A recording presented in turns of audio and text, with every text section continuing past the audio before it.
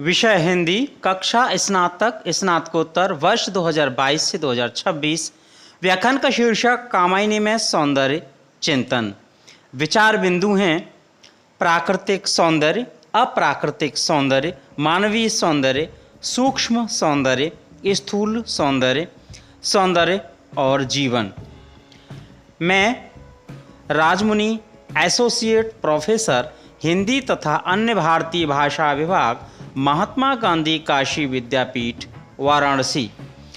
आइए प्रिय विद्यार्थियों, आज हम यहाँ पर आपसे चर्चा करेंगे, बातचीत करेंगे कामायनी में अभिव्यक्त सौंदर्य चिंतन की। कामायनी में सौंदर्य चिंतन के विषय में अगर ध्यान से थोड़ा देखा जाए तो हम पाएंगे कि प्रसाद ने कामायनी में सौंदर्य का इस प्रकार चित्रण किया है कि उसका कोई भी कोना अछूता नहीं रहा, चाहे वह प्राकृतिक सौंदर्य का गुलशन हो या मानवीय सौंदर्य की दामिनी चमक। अपनी कुशाग्र बुद्धि एवं अद्वितीय लेखनी के माध्यम से प्रसाद जी ने सौंदर्य को गढ़ने के लिए उसके अनेक पर्यायवाची शब्दों को पुष्पों की भांति संजोया है। जैसे अगर उदाहरण के तौर पर हम देखें, ललित, ललाम, रमणीय, अभिराम, लावण्य, शोभन, चारु, कांत, रुचिर, रुचिकर, मनोहर, मधुर, मंजु, मंजुल, कमनीय, उदात्त, दिव्य, छविराम आदि शब्दों का सौंदर्य में चार चांद लगाने के लिए प्रयोग किया है। सौंदर्य के विषय में प्रसाद जी स्पष्ट रूप से कहते हैं कि सौंदर्य की अनुभूति जीवन जीने की लालसा को और प्रबल करती है। प्रसाद की नज़र में सौंदर्य केवल भौतिक जीवन तक ही सीमित नहीं है, बल्कि वह उससे भी आगे अतीन्द्रिय लोक के विस्तृत फलक तक फैला हुआ है। कामायनी में सौंदर्य की वही छटा विद्यमान है जो प्रसाद के मानस की हलचल है। प्रसाद का सौंदर्य चिंतन निश्चित रूप से रूप, रस, गंध एवं अनुभूति जन्य प्रतीति पर निर्भर करता है। इतने से भी प्रसाद का जी नहीं भरा तो उन्होंने सौंदर्य को चेतना का उज्जवल वरदान तक कह दिया। वे कहते हैं कि उज्जवल वरदान चेतना का सौंदर्य जिसे सब कहते हैं, जिसमें अनंत अभिलाषा के सपने सब जगते रहते हैं। यह उज्जवल इसलिए है क्योंकि इसमें सुख, कोमलता, मधुर मधुर कल्पनाएं, मधुर मधुर स्वप्न एवं अनंत अभिलाषाओं का संचरण होता है। इन्हीं के कारण मानव मन अपनी स्वाभाविक गतिविधियों में खो जाता है। उसे सही गलत, उचित अनुचित का ज्ञान भी नहीं रहता जब तक उसका कोई मार्ग दर्शन न करे।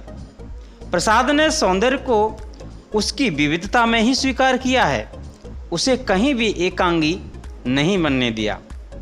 प्रसाद के यहाँ सौंदर्य एक ओर जीवन की बाल्यावस्था एवं किशोरावस्था के प्रति आकर्षित है, वहीं दूसरी ओर सौंदर्य के भव्य एवं दिव्य रूप को अपने हृदय में स्थान देते हैं।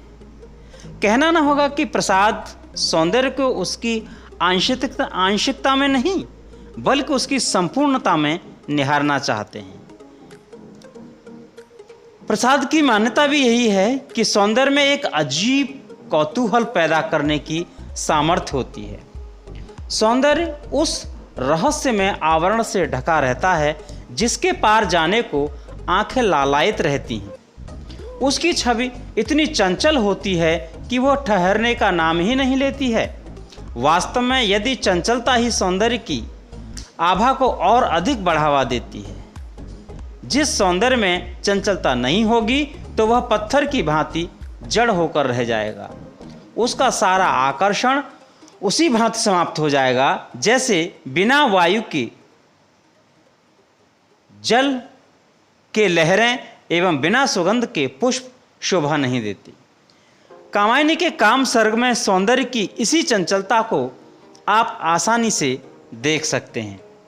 कहते हैं कि सौंदर्यमयी चंचल कृतियां बनकर रहस्य हैं नाच रही, मेरी आंखों को रोक वहीं आगे बढ़ने में जांच रही। सौंदर्य केवल इंद्रियों से परे ही नहीं बल्कि हृदय की सत्ता का सुंदर सत्य भी है, जिसे एक ही स्थान पर प्राप्त किया जा सकता है। उसके लिए स्वच्छंद एवं विस्तृत आकाश के नीचे भ्रमण करना पड़ता है। प्रसाद ने सौंदर्य को ऐसा नूर घोषित किया है जिसके दिव्य एवं तीव्र आलोक से आंखें चुंधिया जाती हैं। आंखें उस रूप को स्पष्ट रूप से देखने में असमर्थ होती हैं। उसका आकार रूप से नृत्य जैसा दिखाई देता है। तभी तो वो कहते हैं कि हम दोनों का अस्तित्व रहा उस आरंभिक आवर्तन सा, जिससे संसित का बनता है आकार रूप के नर्तन सा। प्रसाद कहते हैं कि आलोक रूप से आंखों का स्वतः अवगुंठन होता है। कहते हैं कि ओ नील आवरण जगती के दुर्बोधन तू ही है, इतना अवगुंठन होता आंखों का आलोक रूप बनता जितना। सौंदर्य जीवन जीने की वह सुखमय लालसा है जिसके अभाव में जीवन की सारी रंगत फीकी लगती है। सौंदर्य के आकर्षण से रहित व्यक्ति अपना विस्तार नहीं कर सकता। मनु श्रद्धा के सौंदर्य को देखकर आश्चर्यचकित हो जाता है। सौंदर्य के आकर्षण को देखकर मनु विचार करने लगा कि मेरी आंखों के सामने ऐसा लगता है कि जैसे किसी ने इंद्रजाल का जादू फैला दिया हो। तभी तो मनु कहता है कि और देखा वह सुंदर दृश्य नयन का इंद्रजाल अविराम, कुसुम वैभव में लता समान चंद्रिका से लिपटा घनश्याम। सौंदर्य और वासना का चोली दामन का साथ है। यह यूं कह सकते हैं कि सौंदर्य और वासना एक सिक्के के दो पहलू हैं। इनमें से एक को हटा दें तो दूसरा स्वतः ही निरर्थक हो जाए। जब व्यक्ति के मन में वासना की हलचल होती है तभी सौंदर्य की आभा उसे शांत करने का मार्ग प्रशस्त करती है। कामायनी के वासना सर्ग में श्रद्धा का सौंदर्य को देखकर मनु का शांत होना इसका बहुत अनुपम उदाहरण है। कहती है कि और सहलाने लगा कर कमल कोमल कांत, देख कर वह रूप सुषमा मन हुए कुछ शांत। प्रसाद की दृष्टि इतनी तीव्र है कि वह सौंदर्य का एक एक कोने को निहारे बिना ठहरती ही नहीं है, चाहे शारीरिक सौंदर्य हो या आत्मिक सौंदर्य। इसके अतिरिक्त प्रसाद प्राकृतिक सौंदर्य के कुशल चितेरे भी हैं। उनसे प्राकृतिक सौंदर्य की कोई भी झांकी शेष नहीं बची है। जहां पर प्राकृतिक सौंदर्य की केवल वानगी ही देखने को मिलती है। श्रद्धा जब हिमालय के प्राकृतिक सौंदर्य का अवलोकन करती है तो उसकी आंखों के सारे मनोरथ जैसे पूरे हो गए। सौंदर्य की इस अनुपम छटा को देखने के बाद उसके मन में किसी अन्य सौंदर्य को देखने की लालसा शेष नहीं रही। तभी तो वो कहती है कि बढ़ा मन और चले ये पैर शैलमालाओं का श्रृंगार, आंख की भूख मिठी यह देख आह कितना सुंदर संभार। सौंदर्य चाहे प्राकृतिक हो या मानवीय, नेत्रों के लिए एक प्रकाश है, नशे की भांति कार्य करता है। जो नेत्र प्रिय के सौंदर्य का एक बार पान कर लेते हैं तो वो मन के लिए नशा बन जाता है। यह नशा ऐसा होता है कि उतरने का नाम ही नहीं लेता है। जहाँ तक प्रत्यक्ष सौंदर्य की बात है तो इसके विषय में कवि कहता है कि सौंदर्य का यह वह रूप है जो बहुत असहनीय होता है। इसके विपरीत अप्रत्यक्ष सौंदर्य की छाया अधिक सुगम और ग्राही होती है। सच्चा सौंदर्य वास्तव में वही होता है जिसमें मधुर ध्वनि, विद्युत जैसी स्फूर्ति एवं मदमस्त करने की क्षमता, तीनों को त्रिवेणी अपने अनेक रंगों में बहते हुए हृदय को आह्लादित कर दे। कामायनी में इसी प्रकार के सौंदर्य की छटा बिखरी हुई है, जिसमें प्रसाद कहते हैं कि अंबर चुंबी हिमश्रृंगों से कलरव कोलाहल साथ लिए, विद्युत की प्राणमयी धारा बहती जिसमें उन्माद लिए। सौंदर्य के जीवन की हरियाली, उल्लास, आनंद, गोधूली जैसी ममत, उषाकालीन जागरण, नवीन जीवन चेतना, मध्याह्न जैसा तेज, यौवन का नशा होता है। कामायनी के लज्जा सर्ग में इस बात को बड़े सुंदर ढंग से प्रसाद कहते हैं। हिल्लोल भरा हो ऋतुपति का गोधूली की सी ममता हो, जागरण प्रात सा हंसता हो जिसमें मध्याह्न निरखता हो। शारीरिक सौंदर्य की प्रसाद ने भूरी भूरी प्रशंसा की है। वे यह भी मानते हैं कि जो शारीरिक सौंदर्य जीवन के लिए गति प्रदान करता है, वही अपनी अतिशयता के कारण जीवन को विनाश के कगार पर भी ले जाकर खड़ा करता है, जहां से जीवन के विनाश की कहानी शुरू हो जाती है। कामायनी में मनु जब गर्भवती श्रद्धा को त्याग कर इड़ा के पास पहुंचता है तो कामदेव उसे बार बार धिक्कारता है और कहता है कि तुम कभी सही वस्तु का चयन नहीं कर सकते। अरे सौंदर्य तो वह सागर है जिसमें विष भी है और अमृत भी है। अरे ये तो व्यक्ति की इच्छा पर निर्भर करता है कि वह किसे स्वीकार करता है। तुम इतने विषय वासनाओं में अंधे हो गए हो कि सदैव विष को ही चुनते हो। तुम्हारे जैसे लोगों के लिए सौंदर्य आनंद की वस्तु नहीं बल्कि भोग की वस्तु है। वह कहता है कि पर तुमने तो पाया सदैव उसकी सुंदर जड़ देह मात्र, सौंदर्य जलद से भर लाए केवल तुम अपना गरल पात्र। कवि कहता है कि शारीरिक सौंदर्य मादक, उत्तेजित एवं सब कुछ भुला देने वाला है। इसके आकर्षण के जाल में फंसा व्यक्ति पागल की तरह व्यवहार करता है। इसके बाद उसे हानि, लाभ, यश, अपयश, उचित, अनुचित एवं लोक मर्यादा किसी का ज्ञान नहीं रहता।